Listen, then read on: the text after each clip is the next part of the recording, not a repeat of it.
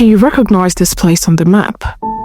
It is right there, an island in the middle of the Mediterranean Sea, popularly known as the student-friendly island. And every year, nearly 50,000 Africans come to this place with one plan. First, to study, and then make out something meaningful with their lives. But it seems everyone who goes there all have the same complaint. Avoid Northern Cyprus. Stop going to Northern Cyprus. But today, I want to introduce you to a man that will surprise you. Justus Tibetan, welcome to the podcast. Thank you, my brother. Thank you for having me. Mr. Justus Tibetan, one of the biggest real estate agents in Cyprus. I think what really fascinated me was how almost impossible the story was. Why did he stay back and build in a country everyone runs away from? I had to face the brutal truth. If I cannot survive in Cyprus, I would not move to Canada and find money on the streets. It takes courage. Wake up every day doing what I have to do to get my results. Say, they ask me, are you sure you're still in that same Cyprus? Is it that same Cyprus that we all are in or we're in, that you are making this progress you're making in your life? So since you started real estate till now, like what is your biggest year that you had the biggest win? Come on, man. It's every year. You know, with everything that God has helped you build, have you ever felt that fear that one day you might lose it all? Listen. Good. Justus Tibetan, welcome to the podcast. Thank you, my brother. Thank you for having me. So let me just reiterate. Yeah. The first time I heard about you was from my elder brother, Godwin, and he was just blowing my mind, basically. Yeah. For the awesome things that you have done in Cyprus, or inspiring younger ones like us, basically. And I think what really fascinated me was how almost impossible the story was. Yeah. Literally. Right? You don't know what he told you. Because it takes courage. Yeah. It does, and a lot of strength to do what you've done, really. And I think you might not know this, but many of us are riding on that wave. That if you can do it, then it's possible. Yes. And Shete was funny when we were trying to register a group, and he told me this. That was it for me, because we were confused for months. Yeah. We've heard stories from people. You can't do this, you can't do that. Yeah. Then he told me actually he don't own. Really, then we were going to do it. Yeah. Right. So I want to know more about your background. Right. Where you're from, and how did you also get to the Cyprus? You can just walk your way up. Yeah. Okay. Actually, when I was born, my mom just put me into the airplane, and from the first day I was born and I was in Cyprus. I'm joking. So, yeah, briefly, my name is Justus, but I am generally popularly called Tibet. So, but Tibet is actually not my first name. It's my last name, Tibetan. And Tibetan is a Yoruba name, contrary to what people think. Mm-hmm. Yeah. So, but I believe that there is a country or a place called Tibet. Yeah, Tibet. So, yes. And, it's just a coincidence. The people there are called Tibetans. Mm-hmm. Yeah. So, just as you're Nigerian, you're from Nigeria and you're Nigerian. Yeah. So, people from Tibet are Tibetan. So, and that's the two names that I answer. But I'm a Yoruba man, and the meaning of Tibetan is that our own is not finished here. So yeah, I'm born into a small town in Ondo State, called Odiaye. Yeah, it's in Okitobukwa local government, and in this small town, it's my mom married to his husband, and we lost him a long time ago. You first asked me when did I lose my dad? It's a very long time. It's in 1993. I think I was just 10 years old at the time. Yes. So, and this woman, single-handedly, by God's grace and help, raised all 5 children. We've lost one of us, one of my sisters, the second born. I'm the second to last born. My little brother Toby is here in Cyprus. I think he's leaving very soon. He's also married. Yeah, you met him. Yeah. He's somewhere around here. Okay. Great guy. Yeah, muscular. Not like me. So yeah, this woman is one of the role models that I've seen in my life. Inspire me to believe that anything is possible as long as you have God on your side, holding you by the hand and leading you. Yeah.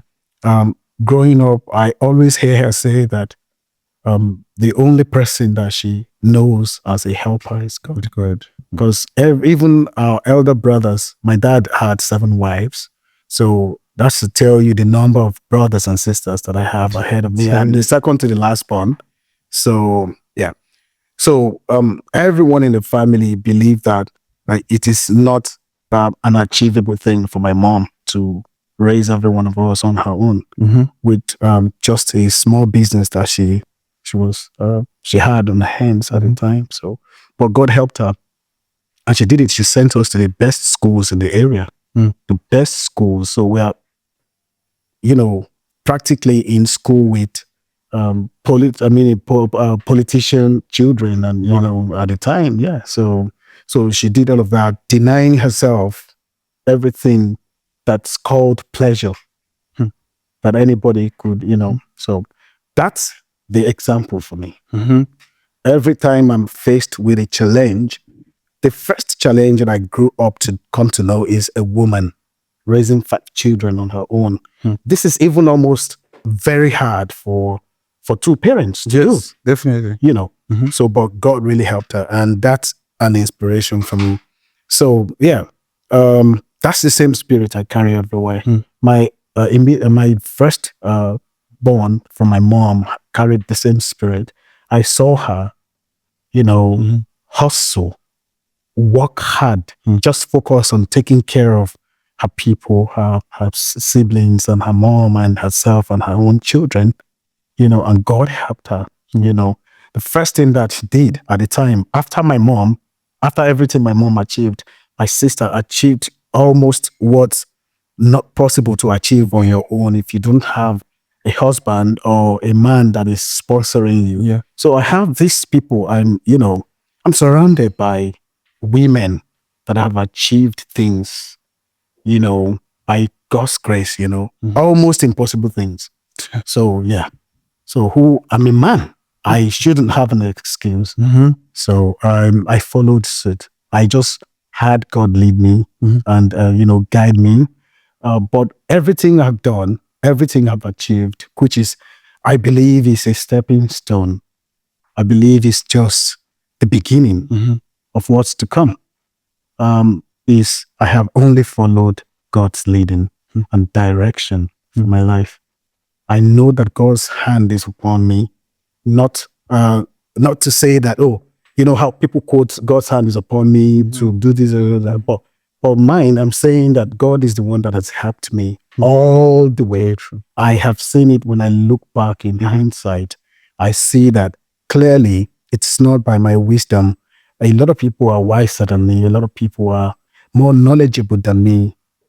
Talking about intellectuals, I barely, I'm not even the second in my class. Wow. Yeah.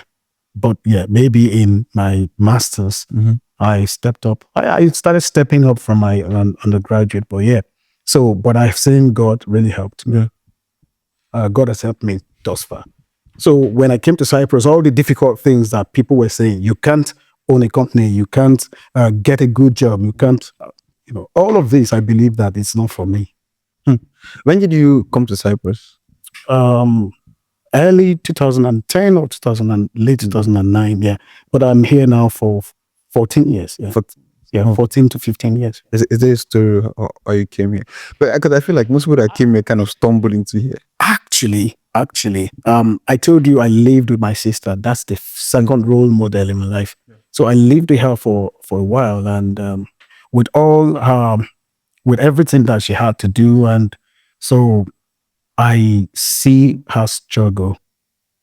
And because of that struggle, I see how that struggle impacted on me as well. So I was at a point in my life where I almost give up. I almost think, you know what, is this all about life? This struggle, Okay. you know. So, but I didn't know that my sister had a plan. So one day she just called me and said, owo school ẹ ti pé o. Like the money I saved up for your school, for your tuition is complete. Wow. So I'm like, what are you talking about? She said, I have been, working with an agent with one of our bigger sister in Lagos to set you up to study abroad. And I was like, really? And I think that was the day I almost left her business, because I was managing the business with my little brother for many years after Uniben, you know. So yeah, that day it was clear that I was traveling abroad. So that's it. She paid my tuition throughout my undergraduate. But the first month I arrived, after the first month, she called me and told me, you know how things are. Clearly, I know. And she told me, you have to take it up from there. I'll pay your tuition throughout, but feeding, accommodation, everything else is on you. At that time, there was no job here. Imagine, or you can't even get a cleaning job. It was a bare land.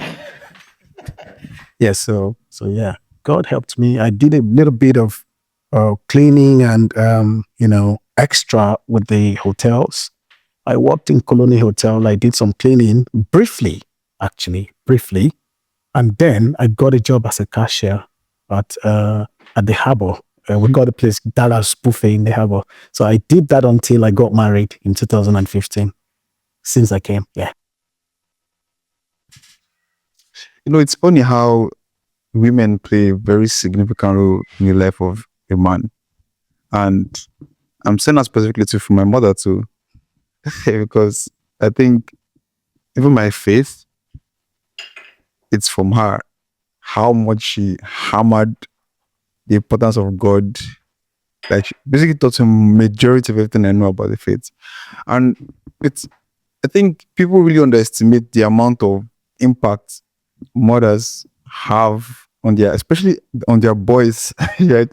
It really transforms how they see life. Yeah. And that's very inspiring, because your story is one that is mind-blowing because of how it followed every process. It went through it step by step by step by step. Yeah. And talk to me about your undergrad days. How was it like? Yeah, so I was in Uniben 2002-3, and then to 2005. Okay. I was in Uniben. I did a degree there, a diploma in law. Sorry, a diploma. Interesting. Yeah. So I was in Benin until 2005, 6, 7. Because even after the program, I was still inside Benin there. So I left Benin 2007 or 8. So I was in Lagos from that time. So I came to Cyprus, and then I told you I got these jobs. Okay.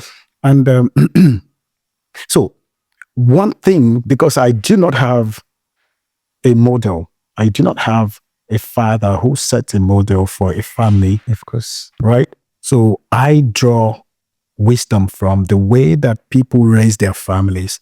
And I had my big sister in Abule Egba, Lagos. You should know First Mainland Hospital. They own this hospital. So I see how they take God, how they go to church every weekly services, how the household is raised, how they actually raise their children. And I love that system. I love that setup. And I told myself, this is missing in my life. I want this. So when we were coming to Cyprus, I came with one of her daughter. And also in Ondo State, there is a family called the Pima family. They own Pima Hospital. Okay. So they also sent one of their daughters. So we actually came together. I was elderly. I was older than both of them. So we came into Cyprus together. So all this while that I was in Cyprus, I was patterning my journey, my life, as it relates to discipline. Because I was coming from a place, you're raised by a mother. Yes, she laid out this example of, follow God and do not do evil to people and all these principles. She laid it there. But as young people, we digress. We go our own way sometimes. Yeah. So I got to a point in my life where I told myself, no, I have to set a good example. I know that it wasn't me that made that decision. Nobody goes to God by themselves. He draws them. He calls them to himself. So I knew that God was the one that called me all this while I was making these decisions. Yeah. So I told myself, I'm just going to live like this. Children.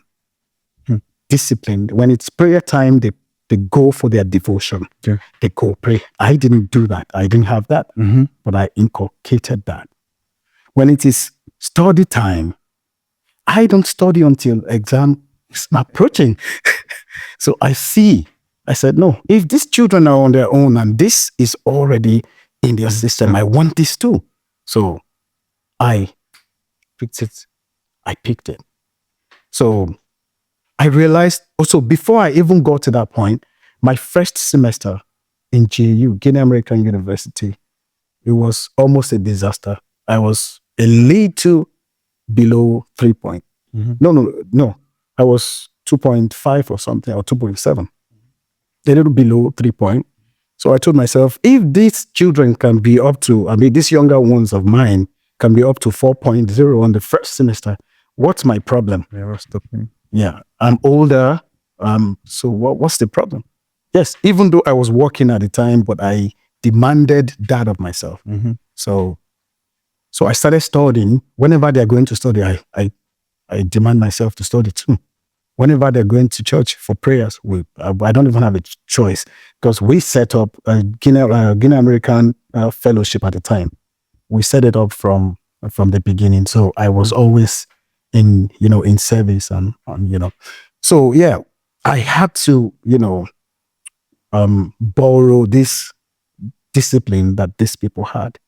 And I had to pattern my life accordingly. So throughout I worked, I saved up, take care of my, rent, my feeding, everything. But I was not alone. I wasn't doing all this by myself. I believe God was helping me and opening doors for me that people thought it was impossible to have at the time. So nothing pretty much after that. I think I did my master's immediately. No money coming from anywhere. I already found my foot in Cyprus. So I continued from there on my own by God's grace. Yeah. So all this while I was still serving in the church, and I got married in 2015, and we had our baby 2016, and then. I think one thing I picked from your story, two things: humility, honesty, and I think in this generation, you don't find that. I think people are trying to fake it. Yeah. Nobody wants to appear weak. Yeah. Nobody wants to appear like they're struggling. Yeah. It takes a lot of humility to learn from even people you were older than. Yeah. So can you shed more light on why you think it is hard for people to be humble enough, honest enough to say, you know what, my life is not the way I want it to be. Let me take it and learn. All right. So here's the thing. If you're not in touch with yourself, there is no way you make life major decisions that will transform your life for good. So people are not in touch with their deep self and the reality of their lives. So when you are in touch, then you know where you are in life and what you need to be where you need to be.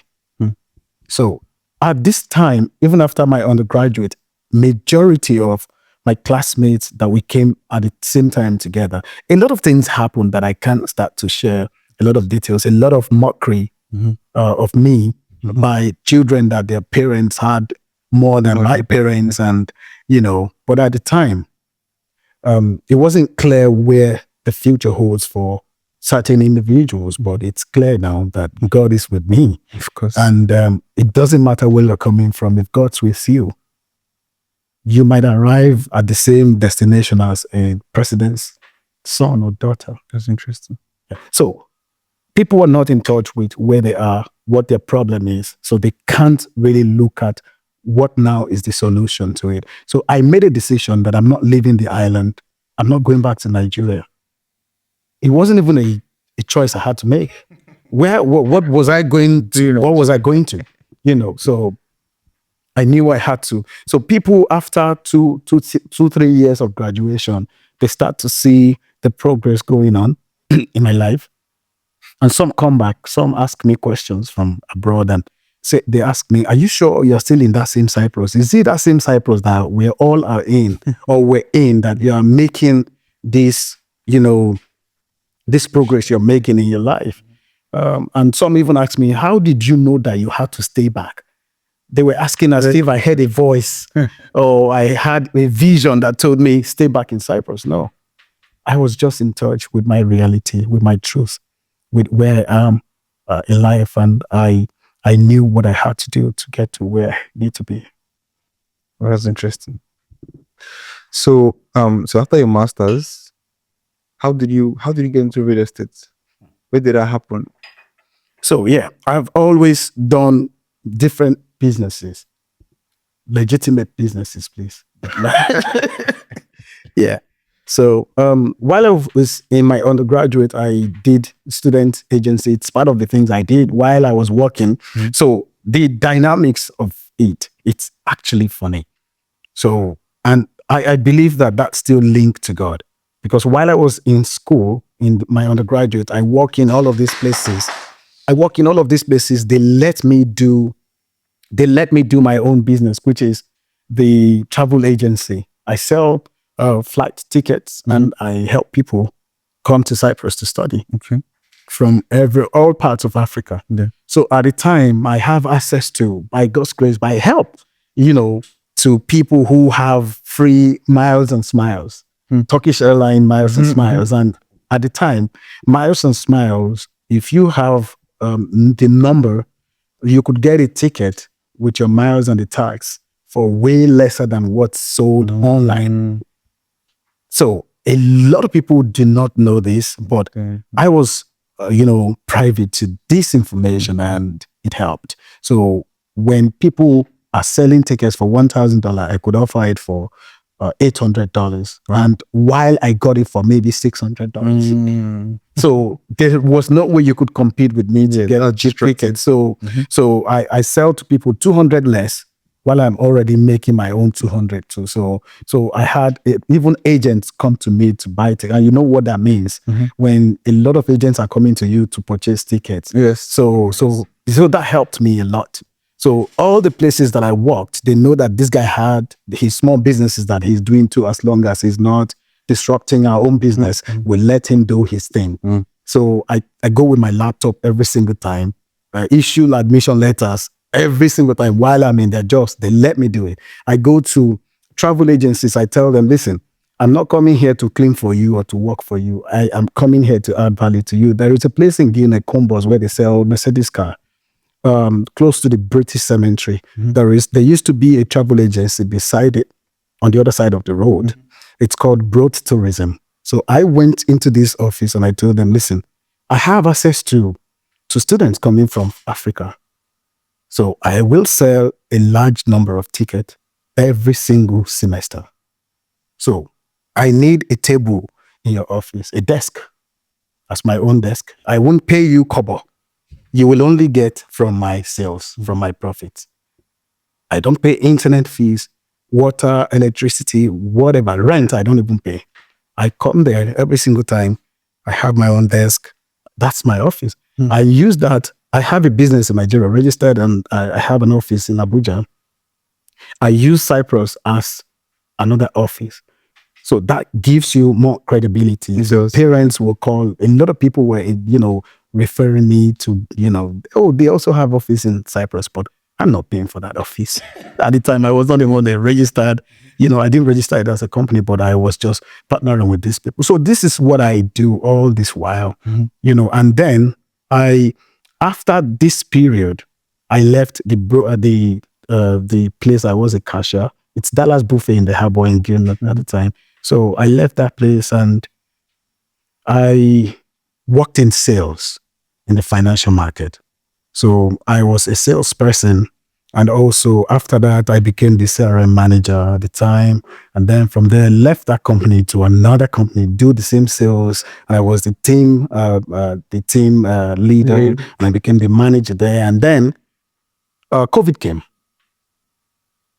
So before COVID, a lot of my friends has been telling me, you are very good with sales. You're doing it already. So how because yeah, it is reminding me of the story of Joseph, Daniel, right? And the Bible was clear when it said, and the Pharaoh, I think, promoted Joseph because he saw that God's hand was upon him. Because your story is very, you're promoted. Yeah. Like, I wanted to know, what made you good in sales? Where did that come from? I learned, brother. Yeah, so we have gifts in us, we have skills in us, but you have to acquire all these things or develop these things. They are there, but you have to develop them. I have always been a people person. I've always been the one to have the right words. People usually call me wise, the wise one or whatever. But I think a lot of that is from my experience, from my background, from having to be deliberate about my choices, my decisions, and my journey. So I know how to speak to people. I know how to, communicate. Sales is a lot of communication, listening to the other person's need and offering need to them in a way that it is to their best interest. It is to their benefit, not just you trying to, so you offer value to them. So I focus on the value that I offer to people. So the opportunity, the COVID came. So we had to close that call center, that business, because people were not ready to invest in the financial market. They don't know what's their future because of the COVID. Maybe everybody will die. So they said, we don't want any more money. Let's just be okay with what we have. So and a friend of mine I saw in the market asked me, hey, Tibet, there is this real estate company I'm working with now. You would do very well in real estate. You should come. I said, oh, okay, let's do it.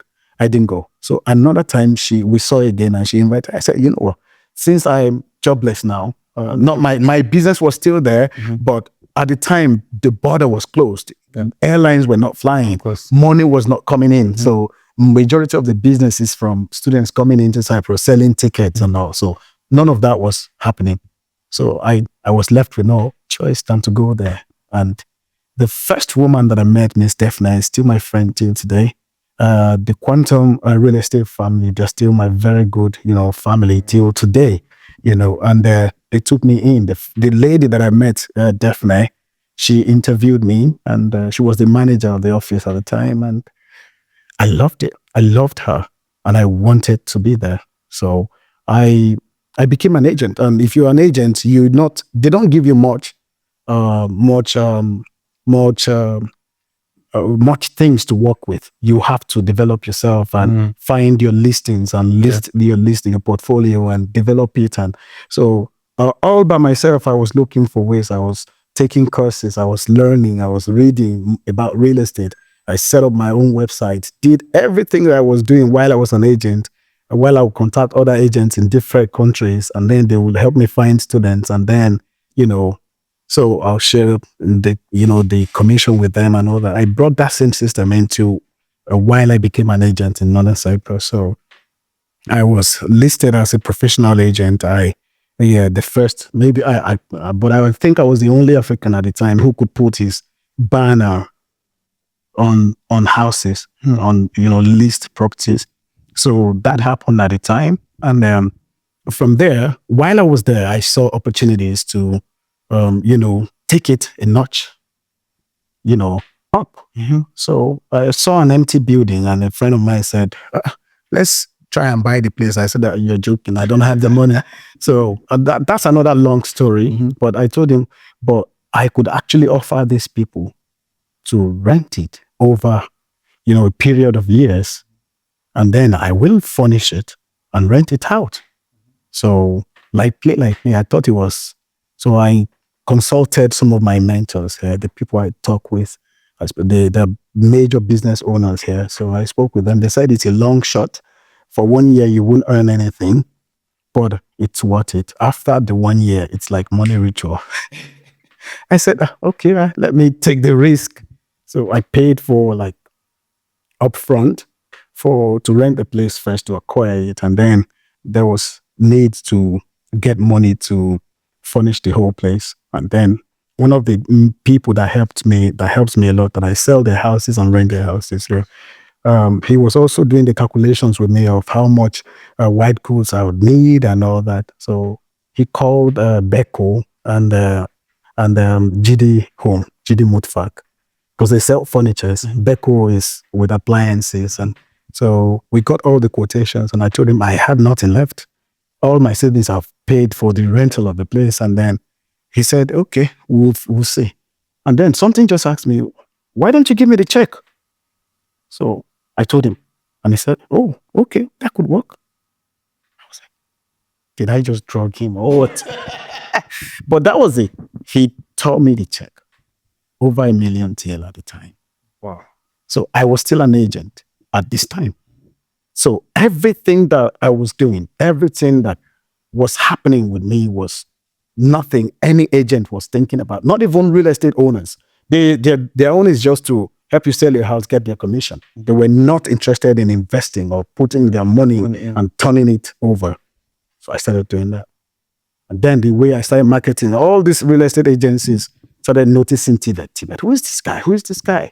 The way I market, the way I do my Instagram, the way I, every single time. So even in my company, I started teaching people how to set things up, So yeah, that was how I get into real estate.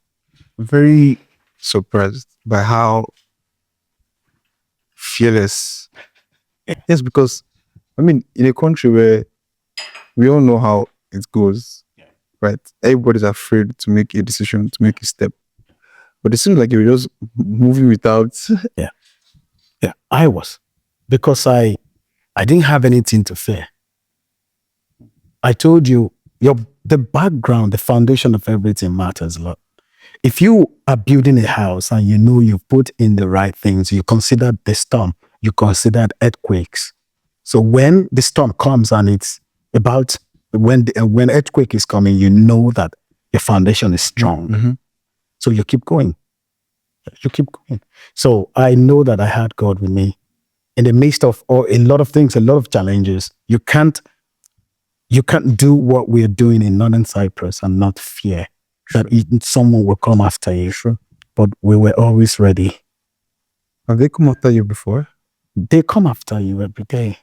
See, it might not be people coming after you face to face, or they'll first do their background check. Some don't do it, they just say whatever they want to say. Some just accuse, some might just say things to, spite you. Well, I know that a lot of people did diggings on me just because I didn't allow them to walk over our people, to treat our people, to assault our people. A lot of landlords, I became enemies with a lot of landlords because they think as an agent, you should be on their side. Yeah. And if you're on their side, you keep giving you their houses to manage and to rent. But at the time, as an agent, I already had my own 13 flats building. So I didn't care. So I was ready for what's to come. I was ready to confront them and to call them to order. I have a question. What would you say your life's purpose is? I have not fully figured it out. Really? Yes. But one thing is inspiring. Before I even started any business at all, while I was just serving in the church, at the time I was the assistant president or vice president. I was a pastor at JU.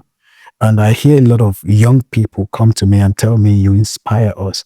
we would have left Cyprus, but because you stayed back and we hear your story and we see the way you move, we're inspired to stay back and continue fighting.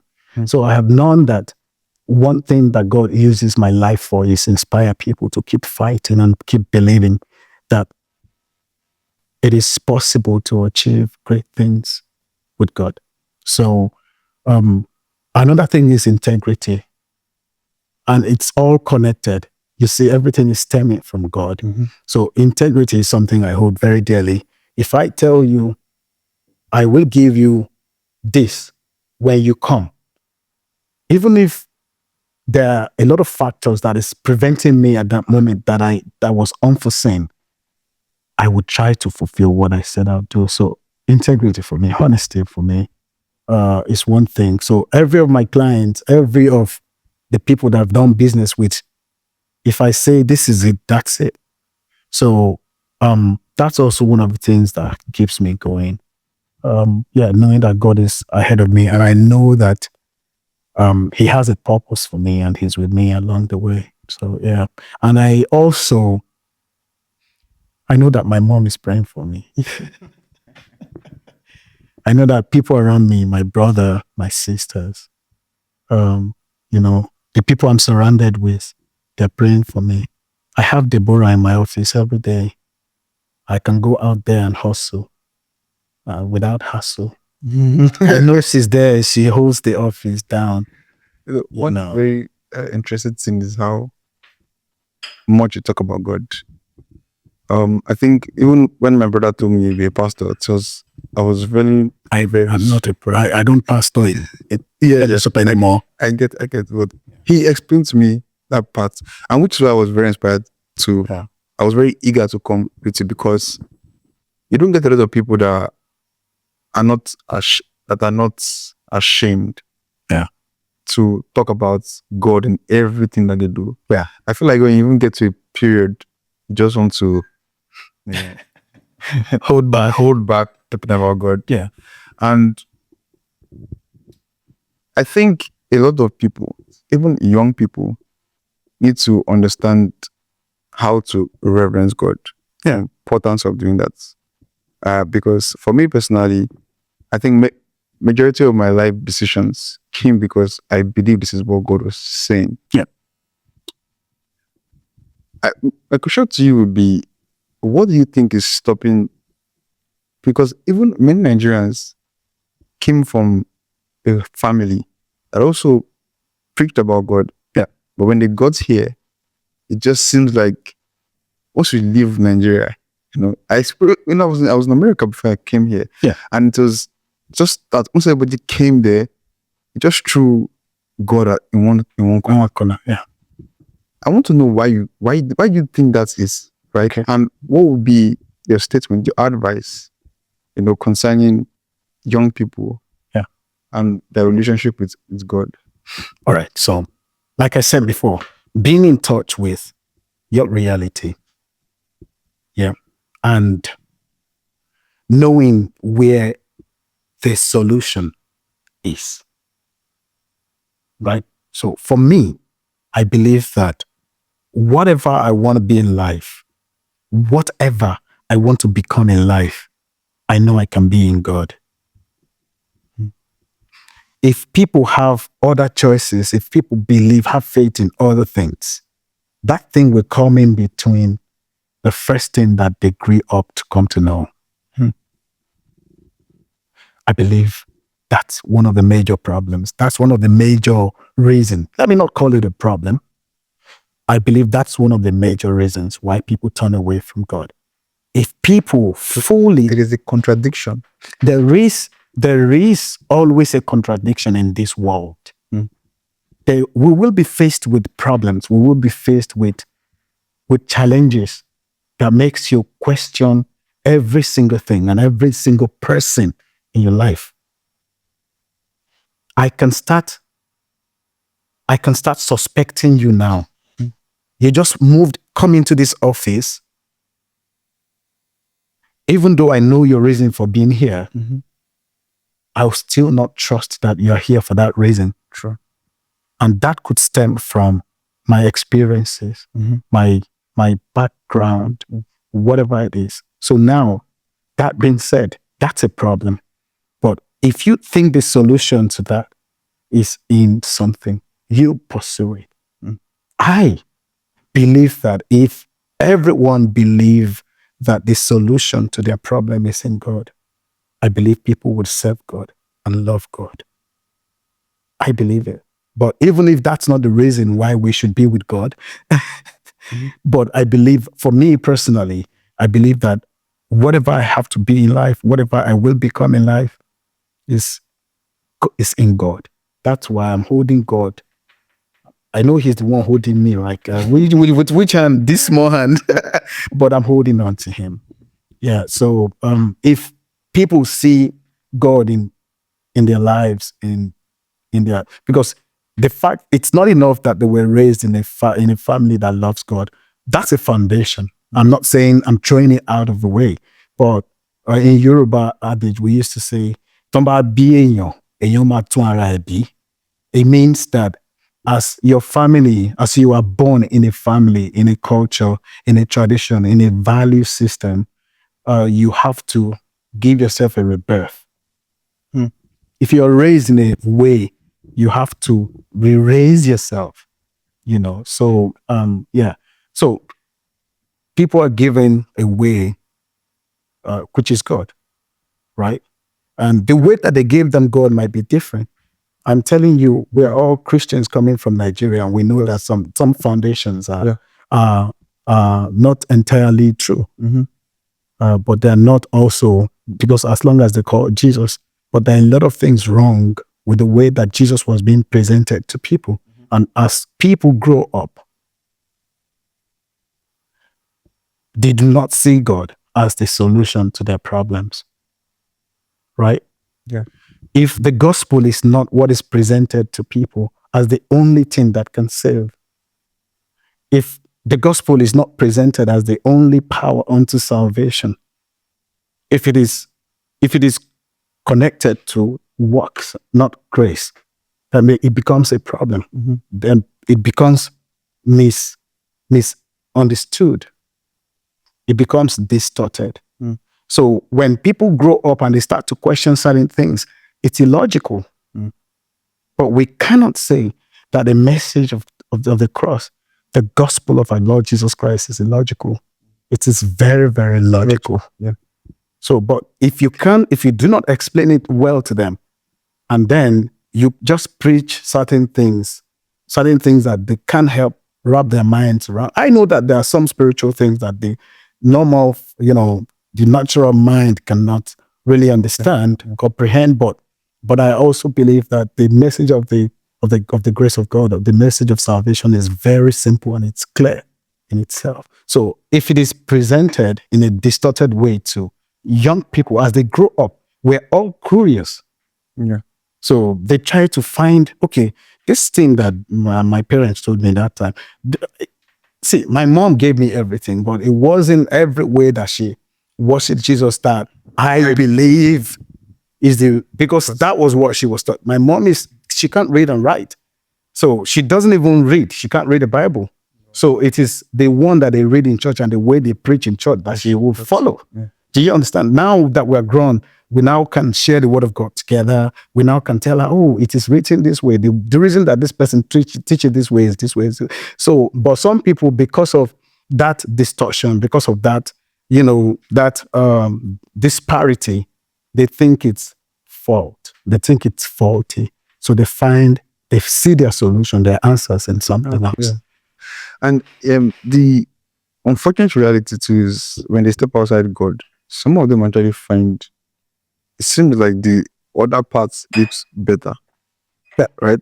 I think when I was coming to Cyprus, I came during the COVID. I think 2020 November. That's when I came to Cyprus, and I think I was in Magosa. They put us in this building, and during the COVID, and there was this very young guy that I knew he was doing fraudulent means and stuff, and I tried to preach to him, obviously, but he told me something. He said, maybe his parents are pastors.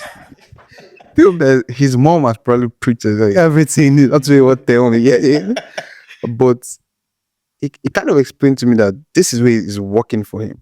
This is paying the bills. He said he's even sending his money back Of home. course. And for some reason, I thought about it so strongly. You know, some of these people, when they've stepped outside God and it's working for them, is there something they need to? Listen,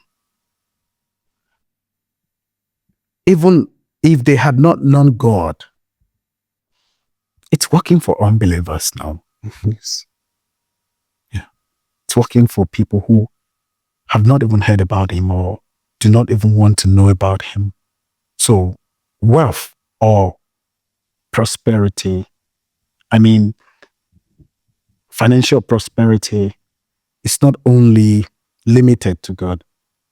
In fact, I'll tell you, recently I'm faced with a dilemma of making a decision to do a business or not to do it. If I had done that business, brother, I would be a multi-millionaire in dollars in months.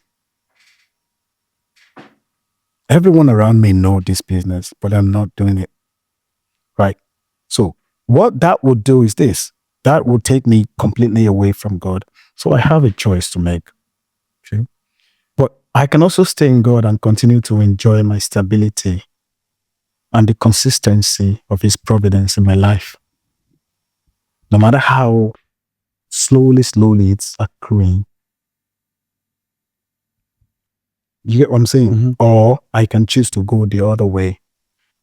And one thing with me is this: before I make any major decisions in my life, I take my time and I talk to people around me, irrespective of what their worldview is. Now, so for these people, if they find solutions to whatever need that they have in something else, it does not take away the fact that God provides for his own. Sure. The immediate provision that they enjoy, it's never going to compare to the peace that you enjoy with whatever God gives you. I sleep very well at night. I am very confident, right, about whatever I do and whatever I have, whatever I achieve. I tell you, the things that some people suffer from just going away from God alone. This is not to say that as a child of God, you won't have to face challenges. But the way that he helps you through them and the peace that you have in the midst of these challenges is not the same. So there are some things that we enjoy in God that everyone should experience. But one thing is this: they will continue to be like that. You can be raised in a very religious home or a devoted home. But one thing with God is this: if people do not see their sinfulness, they will not see a need for a savior. True. If someone is drowning, there is this analogy I hear a lot from someone I listen to. He said, if someone is drowning in the water, they are swimming, right? He said, it is until they see a need for help, they cry out for help, and then someone will come and help them. Until they get to that point, even if they are dead, even if they are almost dying at the point of death, until they cry out for help, people might not notice that they're drowning. And then help will come at that time. So even if they're enjoying all the wealth, everything that they're enjoying now, the fact still remains that there is no peace anywhere else except in God. I think, And the end, finally. And what if? Because sometimes we forget the end of all things. Yeah. The end of all things will come. Yeah. Everything will come to an end Of course. in this life. Yeah. So what if there's actually life in God after death? Yes. So I have made a decision to completely ignore that with the choices I make in this life today. At the end of the day, it's going to be up to them to come to realization. Until they come to that point where they are in touch with the reality of their life right now, they will not know what decision that they need to make for tomorrow. No man can make any decision about what's coming after if they're not in touch with where they are right now. I think what said is very profound, and it triggered some thoughts also.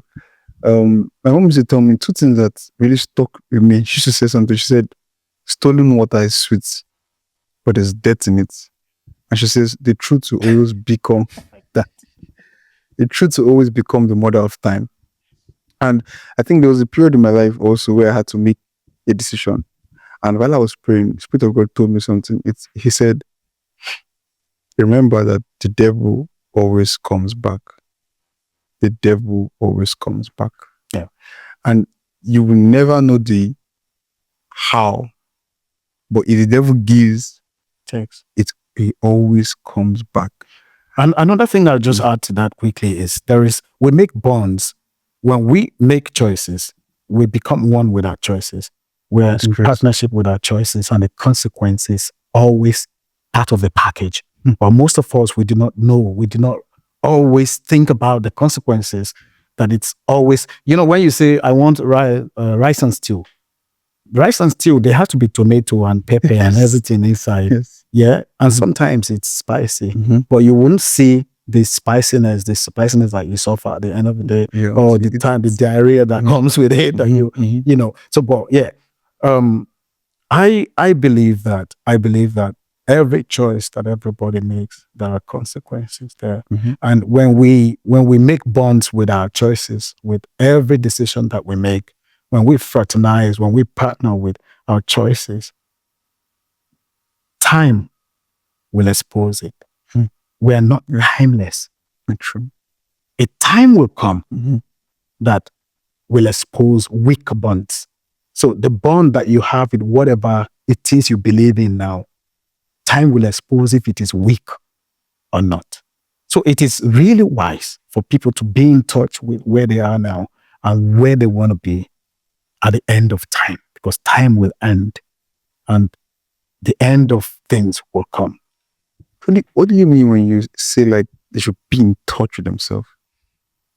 It's the truth about where you are. Do you know some people, the only reason there is no progress, there is no growth in a person is because they have not really spent time to analyze their lives. Yes. And to really understand where they are. Yeah. See, there used to be times that I say I need money, but I've not remember any of those times that I don't go out and try to work and make money.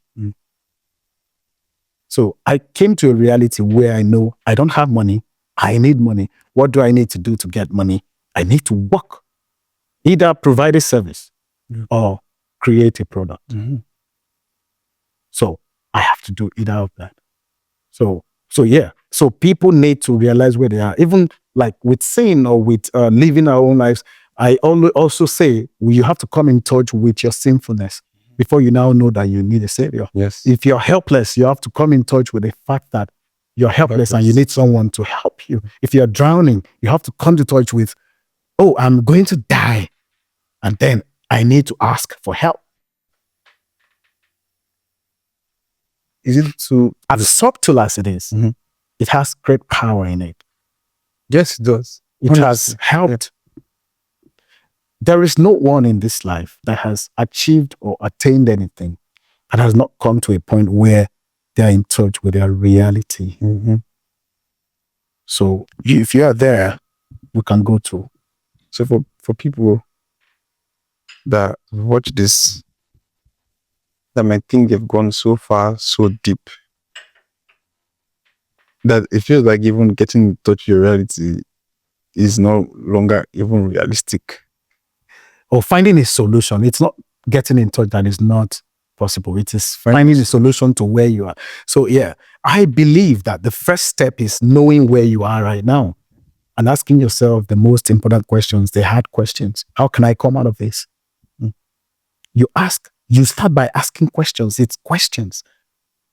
Anyone that ever finds solutions to anything, any equation, anything, asks questions.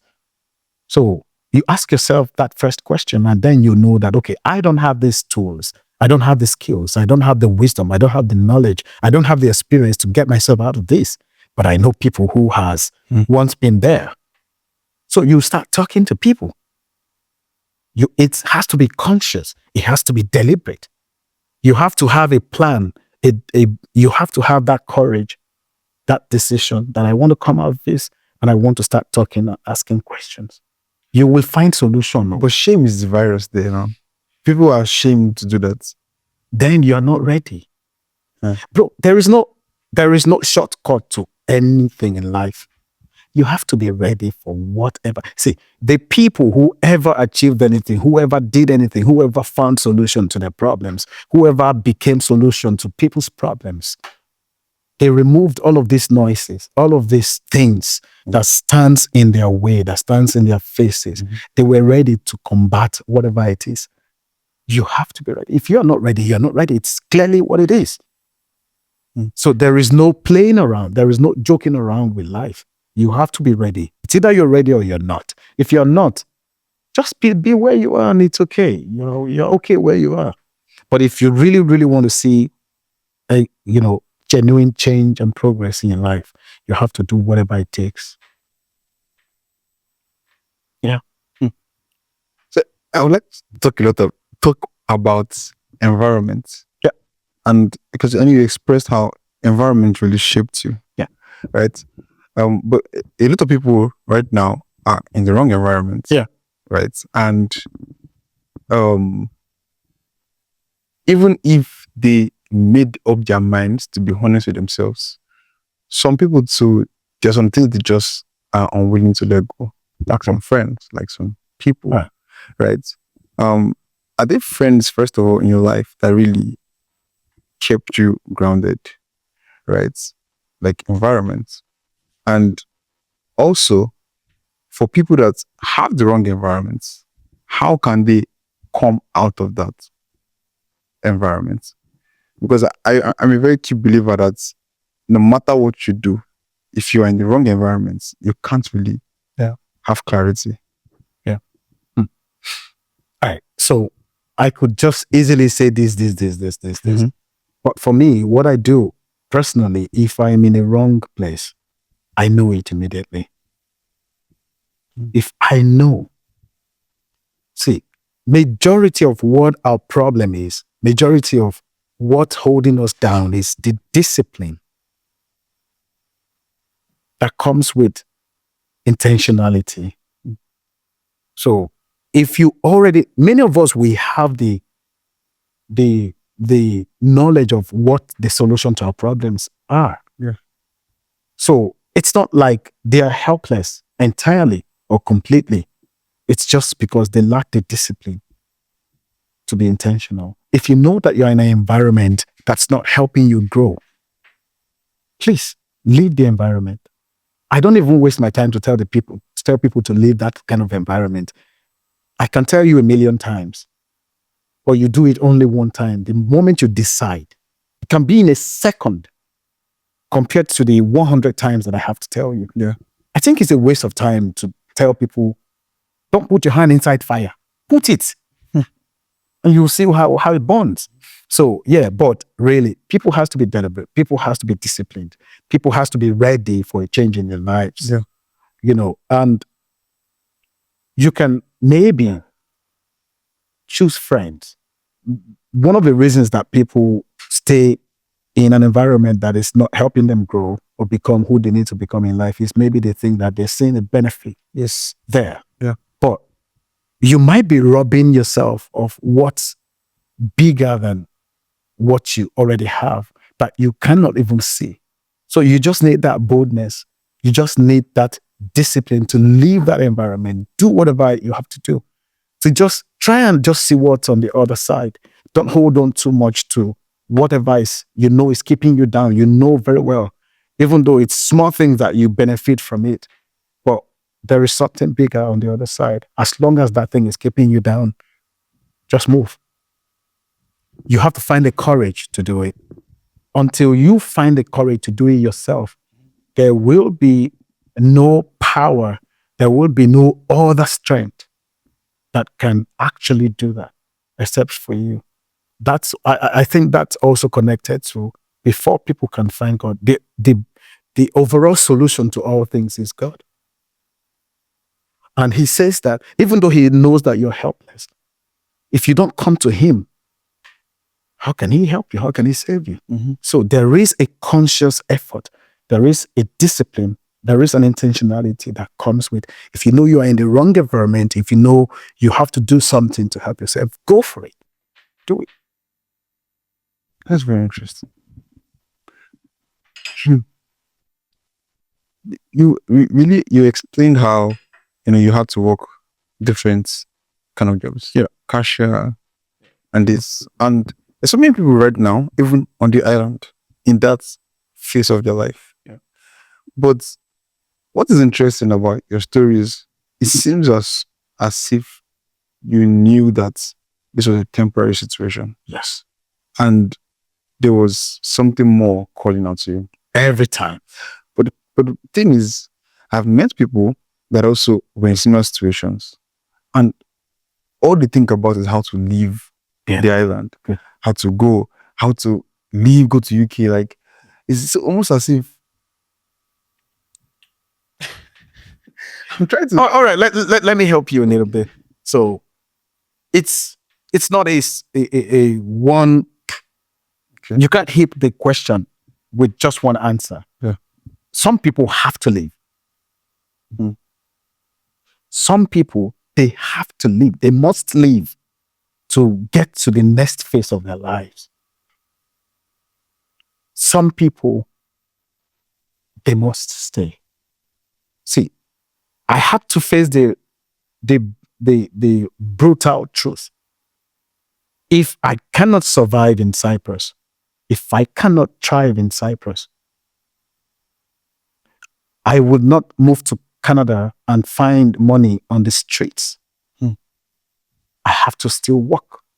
But if I can work my way out of Cyprus, if I can thrive in Cyprus, I can survive anywhere.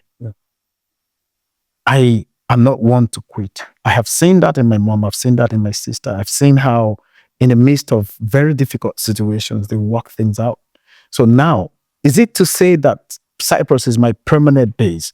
No. At some point, I would have to leave Cyprus, but I know at that point that I have to do something with my situation in Cyprus. I have to find a way. There is always a way. There is always a way. As hard as things are in Cyprus, as difficult as things are in Cyprus, there are a lot of ways that people can actually make money. See, today, with the current state of the market, the real estate market in Cyprus, it's difficult for investments or investment companies like mine to really thrive because foreign investors are limited to to access to one property.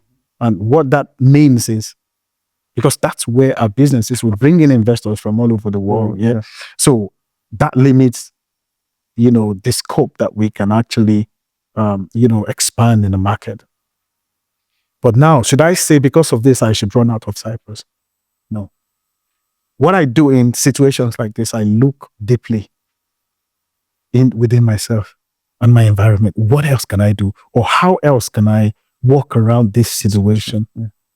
Like I said, the solution to everything starts with a question. So if I have to leave Cyprus, am I leaving completely because there is a problem? Am I running? Or I see another opportunity somewhere else that is very clear. So it's a different thing if you're just running away from Cyprus to Nigeria just to escape. Not that you have something to do in Nigeria. So if you are leaving Cyprus, did you find a solution? Did you find a problem that you find a solution to in Nigeria, that you are going to offer a service or give a product that you benefit from, that the people benefit from, or you just want to escape to your motherland, hoping it's better than where you are right now, or at least I'll see food to eat, or I'll stay in my parents' house. How is that progress? But for some people, it's the start of something. They can have a clear mind to plan their future. I don't entirely disagree or say it is wrong to leave Cyprus. So for some people, it's a closed door. For some people, they are battling with depression or all kinds of mental, problems. So if living this environment is what helps them, it's okay.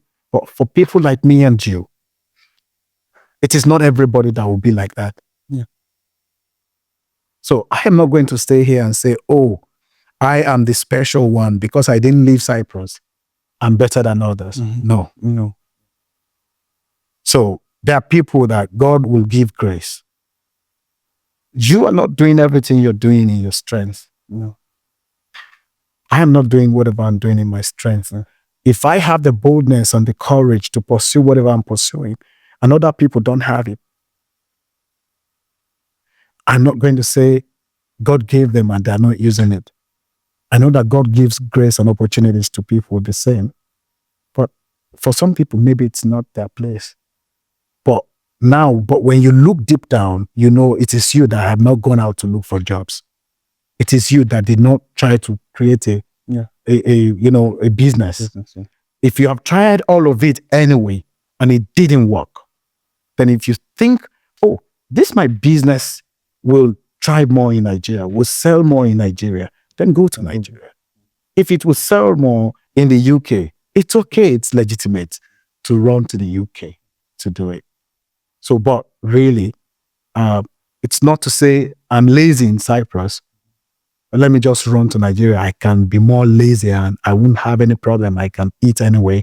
I will find food on my table anyway. I will have shelter anyway. I will not have to sleep on the streets or the landlord come and embarrass me every day for rent. So if that is the reason, it's very wrong. I don't know.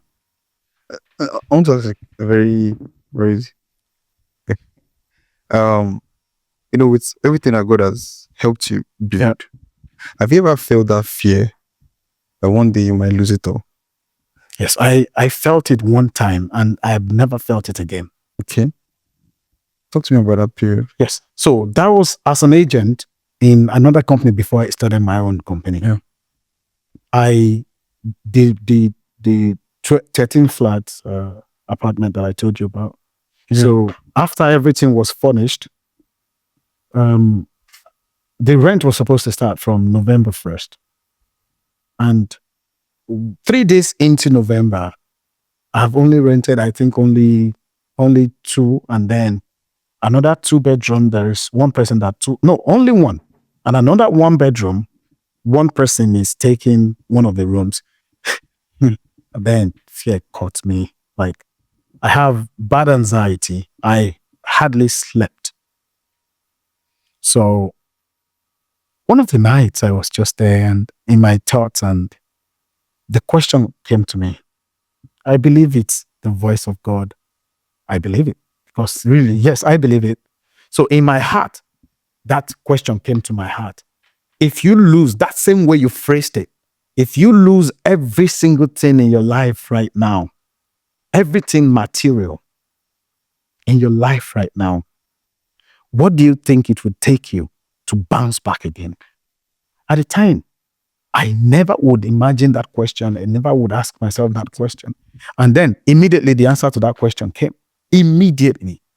And it was, I just needed to rent another 1 house. And at that time, I could rent 5 houses in a day. That was the peak of, 2001, and then it became clear to me that I was just worrying over nothing. The money that I used to pay for those places, it's my money. The one that I used for rent, it will come anyway. It might be delayed, but it will come. But my life won't be the worst. I can still rent one house. With at least rent a £500 house, I'll get £500 commission. It's enough for one day. Yeah. The next day I continue again. The next day I continue again. In 1 month, if I work hard, I could rent 10 houses in 1 month. 500 times 10. And then it became clear to me that I was just worrying over nothing.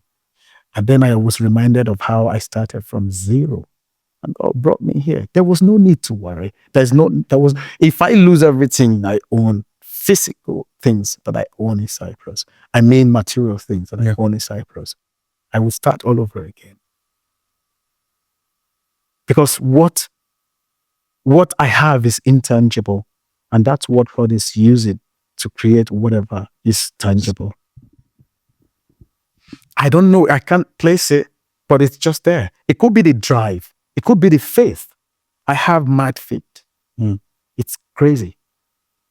There is nothing that is achievable that I don't think I can achieve if I set my mind to. 100%, I tell you. So these are things that I have that can create anything for me. And if we are in touch with that, if we just focus more on that, and I stay on my lane a lot, if I know something is not for me, you can't convince me to get into it.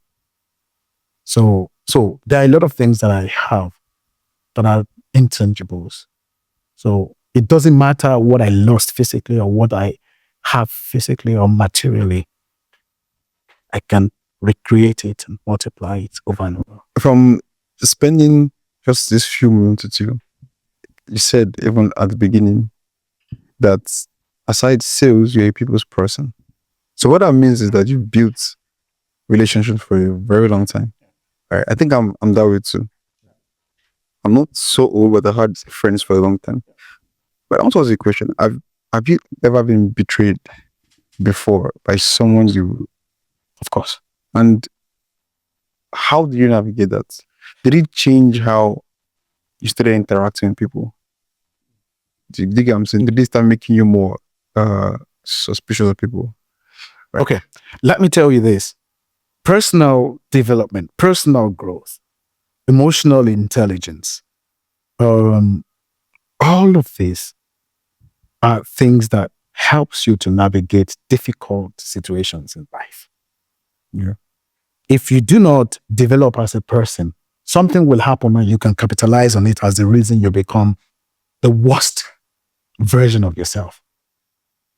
Right? So I cannot say that, oh, because I'm betrayed, I have to stay betrayed. I have to stay bitter. I have to start suspecting everyone in my life. By God's grace, I have, some people around me say I easily let go of things. I easily forgive. People. I easily just, in the moment, I can say, oh, I'm not doing this with this person anymore. But just 1 minute later, it's dissolved. I think that majority of that is also that God is the one helping me. I am a very soft boy in my place with God. I tell you, I am very, very emotional.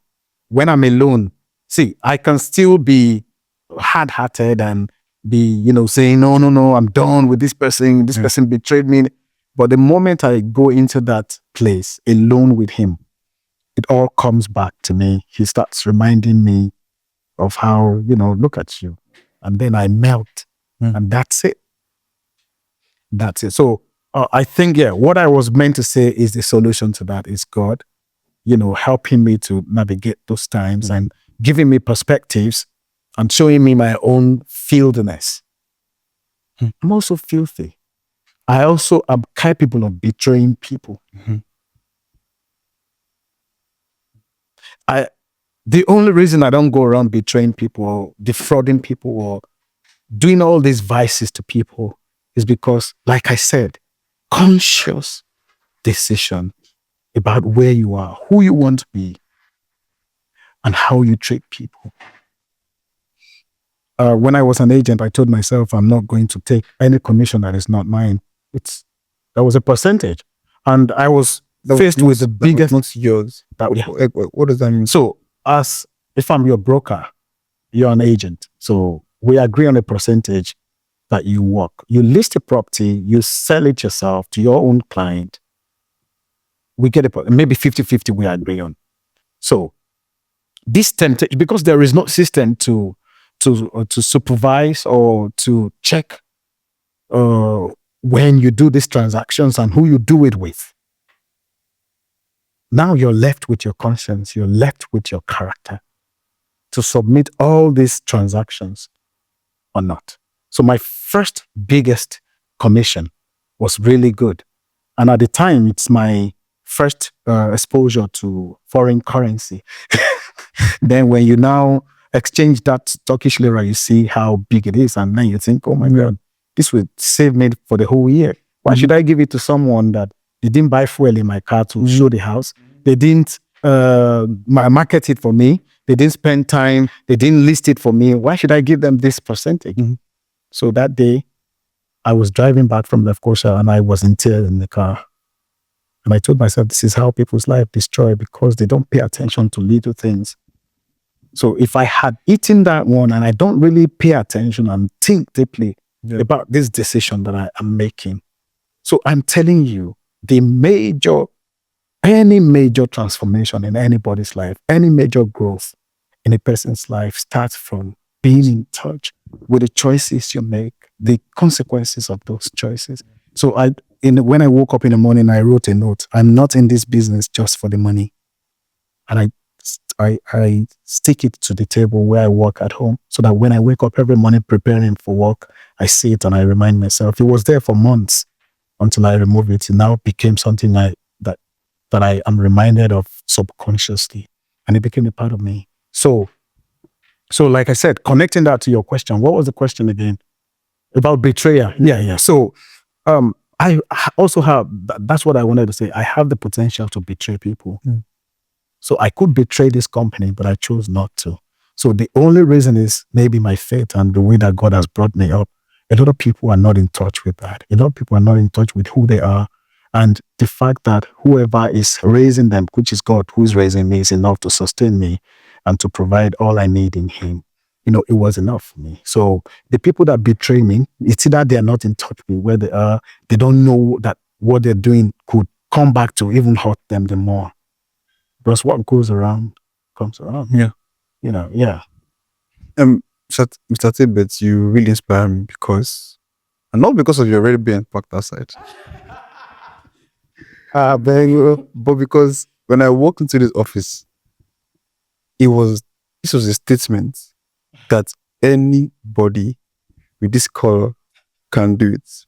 And not just do it, A lot can do it well. more. And can do it and make people happy. Because I see how everyone around you is happy. I was having a conversation some weeks back with some guys that told me it's not possible to make it big without having people you really made bitter. But I disagreed. But you're a testament of that. Like everybody around is happy. Yeah. They are with you. Yeah. Is that something you've always been conscious about? Okay, so I am very, very in touch with my choices, my decisions, the way I treat people, every single thing. It's not easy. Deborah is my assistant. I could, with small things. Hey, Deborah, give me coffee there. It's easy. Yeah. But I will never do that. It will not even happen in my subconscious. I will not already do it and say, oh, sorry, I talked to you like that. It will never happen. Wow. I will not by mistake treat people down, bring people down, dehumanize them, demoralize them. Is that how you were brought up? I don't know how it happened. I will never owe people money. I will never take what's not mine. God is the one. I told you it's not me. We all, as human beings, that's not to say I'm perfect. Yeah. And maybe one of the things that helps me is Deborah is maybe almost 15 years younger than me. But I'll sit down with her, I'll ask her questions. What do you think about this? We'll have arguments and you don't want to see her argue and sharing our opinions about everything. You would forget for all the moments that I'm her boss or something. So that's how I consciously let things be. This is my younger brother. I can say he's the closest to me. I love him to death. And my son, if my son is here, you see it, my son. If my wife is here, you see it. So it's not something that I put as a front. Of course. It's my lifestyle. Well. I don't know how it is, but one thing I know that is helping me is God. I am telling you, every choice I make, it's not easy to come to those choices, to make those choices. That's why I know that people who really struggle. I struggle too. But yeah, I come out of it and he's helping me grow. So it's not me. I don't think it's me. I'm telling you, I've come to that conclusion. It's not today. So since you started real estate now, do you know how many properties you sold? Or how many, what is your biggest year that you had the biggest win? Oh, come on, man. It's every year. Let's not even go back to money matters, please. But yeah, but for real, there is money in real estate. There is an opportunity there for everyone to explore. Of course. Yeah, but the choice is for everyone. Mhm. Either they do it or not. I wake up every day doing what I have to do to get my results. I do them. I do not expect anyone else to do my work for me, and I want to get the result. I put myself there. I do the work. Everyone in the market knows that Tibet has made a statement with the way that he works. So when the reward is coming, Yeah, nobody nobody can. complains. In the mid, sometimes I'm still out and people, I carry, you know how you carry your clients in your car. They're just sitting down. You're the one driving. You just drove them, show them maybe 2, 3, 4 houses. In just within 1 hour, and they're already saying they're tired. They need to go home. And this is you. That's just one out of the 10 clients that you have to drive that day. Mhm. And you drive the whole day showing houses. And one person is sitting down for just 1 hour, seeing 2 houses, and they're already tired. So that tells me when I try to give, review the way that I am and the way that I see my own results and all that, I say that, okay, I put in the work. How's your routine like for work? My routine for work is if I see something that has to be done, I get it done. If I think I will forget, I ask Deborah to remind me. And she does the job very well. So when I wake up in the morning, I have my time, 1 hour at least after waking up. So I do my workout, I pray, and I prepare for the day. That's beautiful.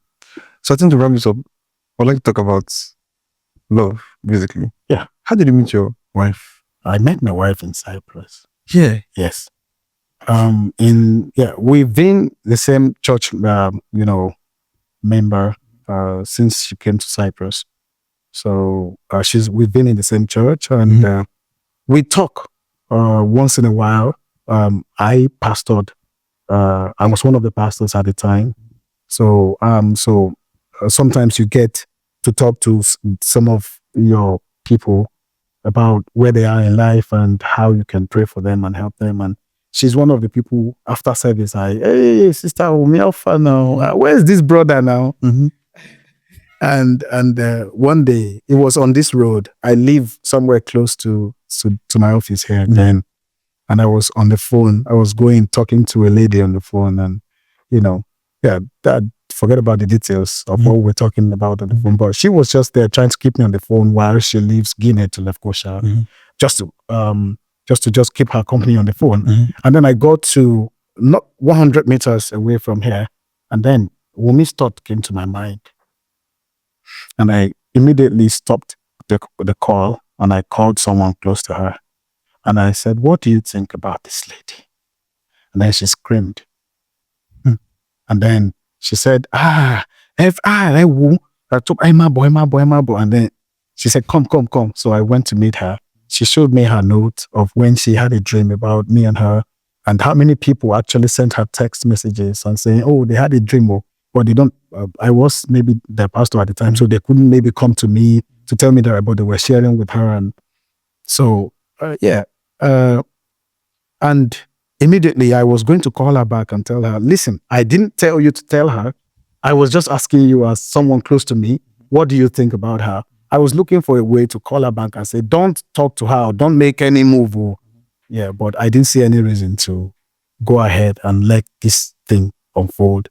And that was it. So they invited her and they told her that I asked about her, and she was shocked.